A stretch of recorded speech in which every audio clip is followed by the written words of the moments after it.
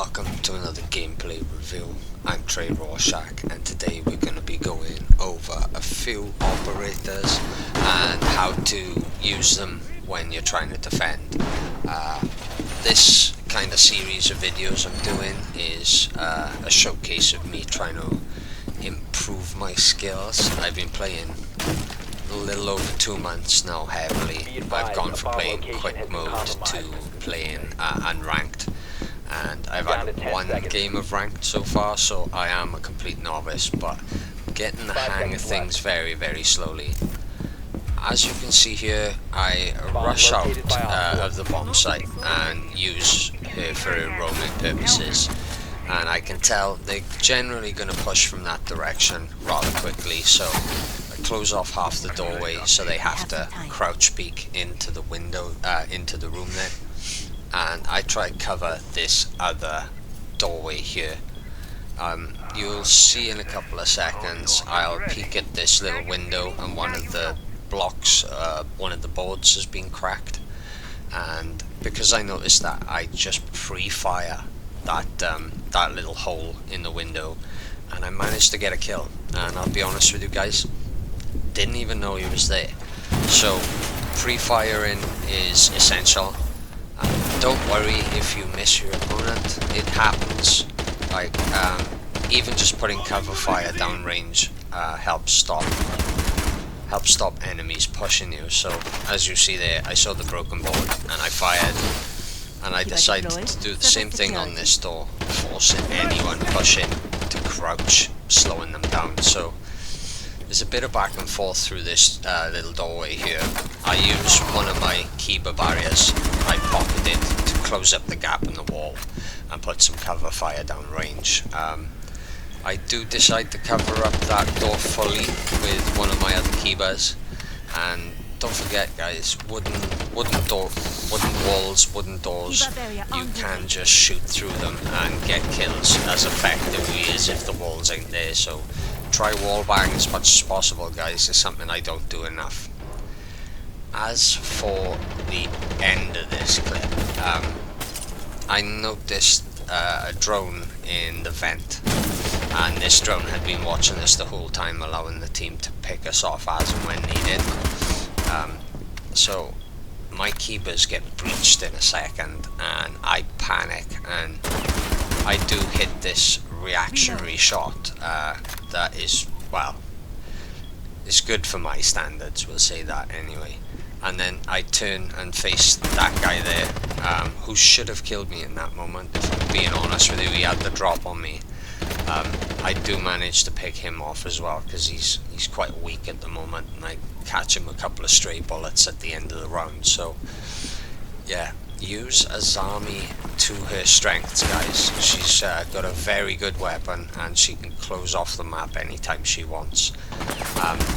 I would also advise trying to learn creating your own pixel peaks with this operator. She's very good at cutting corridors down into pixel peaks and making it difficult to breach, so keep that in mind. You see in this next clip, one of the pixel peaks I was talking about was this little one where you jump up onto the bench. Now I think I've set it a little high and a little too far out, because you can create it with this little V sort of wedge on the right hand side that allows you to get this amazing pixel peak, and I could have potentially combined another one further down the corridor to block off this sort of left area there, forcing them to step out into my line of sight. But unfortunately in this round all my kills come through the hard breach on the wall, because they managed to take my teammates out systematically one by one. So I decide to just hold the site. I see we've got some tech down to let us know if they come up the staircase or anything of the sort, so he wants to take that angle, and I decide to fall back a little bit and cover this sort of area that I've been covering. Now I get a very good pre-fire on that breach as I peek it, and just checking my corners and making sure that it's difficult to flank us. And then I get another little kill here from a good little pixel peeks as he starts to push the little entrance there, and get us the win on the round. So quite simple there, really. Op 4 eliminated. Mission successful.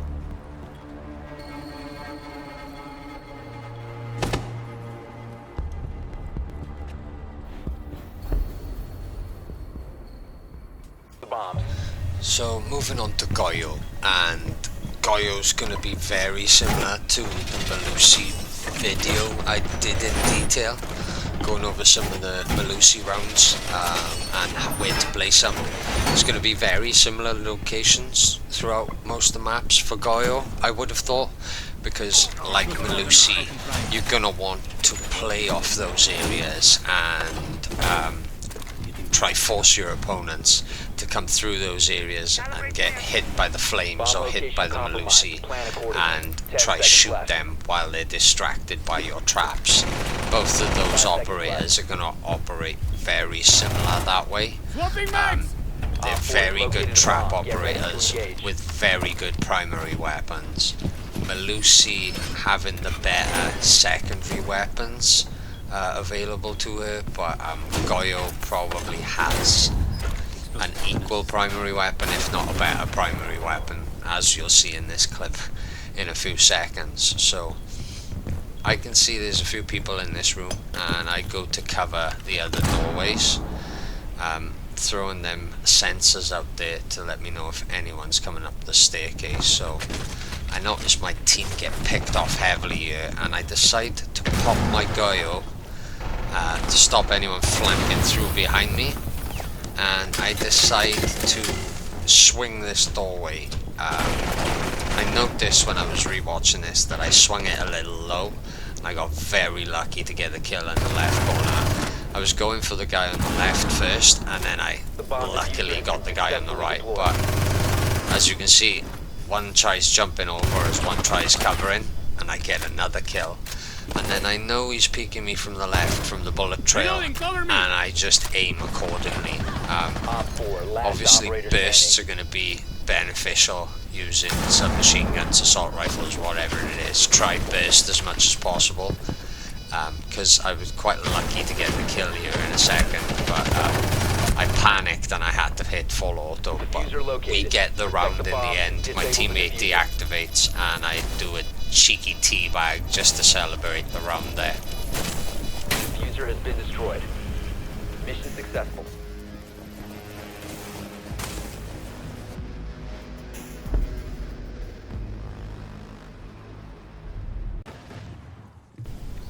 So this round might seem a little boring, but what I want to focus on here is audio cues. So I didn't know where to chuck my Cades, so during this video you might see me throw them down in some random places, but what I want to concentrate on is I hear them above me, and I know they're above me on the hatch, and I know they're outside this doorway on the right in the next room. So I just hold my position the entire round, pretty much. I just hold my position with a very good assault rifle, submachine gun I suppose you can call it, but it depends what version of the AUG you got. It's probably a sub. But as you see here, they try drone down, and I managed to kill the drone off so they can't get a vantage on where we are. And I hear more audio cues to my right, so I take a fallback position and try get a pixel peek on that doorway.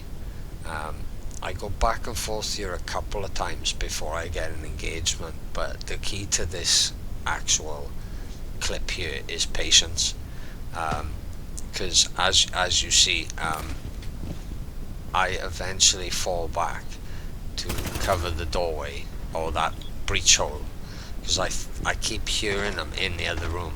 I know they're already in, I just can't tell where. So I luckily enough avoid the explosion there, and I check my cover while that fire's going, and I peek in the room but I see no one, and as I come back I get shot at. So I'm like, okay, he's there somewhere, and I'm trying to peek it and he pushes me, so I switch weapon and peek it fast. Sometimes the best way to stay alive is just to be aggressive. Run back into cover, hide, switch weapon to your secondary, pop out and just get that headshot with the revolver or die. Don't be afraid to die. And try shoot out as many of their gadgets as possible as well, for as long as you can. Lucky enough, I had a healer there from Doc, and he heals me up just to hold out for the rest of the round. There's no need to go pushing the enemy with 30 seconds left. You've just got to deny time. That's all you've got to do to win a round. You don't need to kill everyone. Remember that, guys. And this here, guys, is probably what not to do with Cade. Now, I reinforce these walls here because I know it leads to the main corridor where they're going to breach from. And I throw a Cade up, and from here, it's all good. It's all gravy. I put a couple of holes in the walls so I can peek this angle, and I never get to peek this angle. They end up breaching it, because me and my teammate are honestly totally oblivious to any sort of noise coming from that direction. We don't listen to a single audio cue, and I'm lucky to get away with my life. So audio cues are a thing I'm working on. So the audio cue I don't notice in this one is the RAM, I think. It's the one that rips all the floorboards up. Tend to use it from aerial presence, floors above, to gain that advantage. But you can hear it there, it's coming across, but for some reason I totally ignore it. And as I push back into the room, I'm trying to check the other rooms, and I notice my teammate go down, and I was lucky enough to get a trade with the enemy there. And I'm wondering why I'm not getting picked up. It's because I haven't crawled to cover.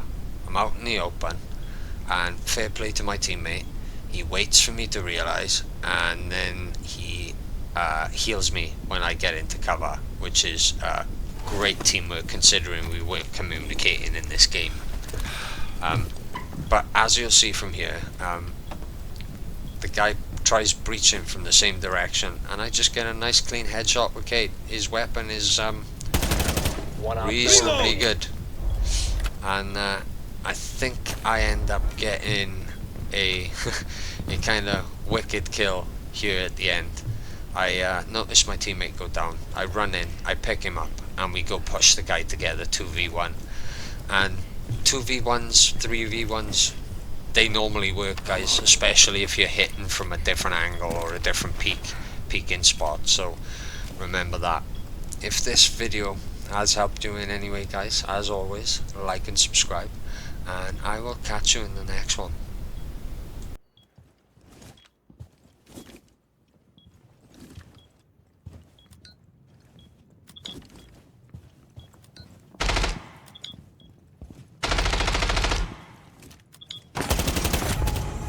Friendly victorious. Hostiles eliminated.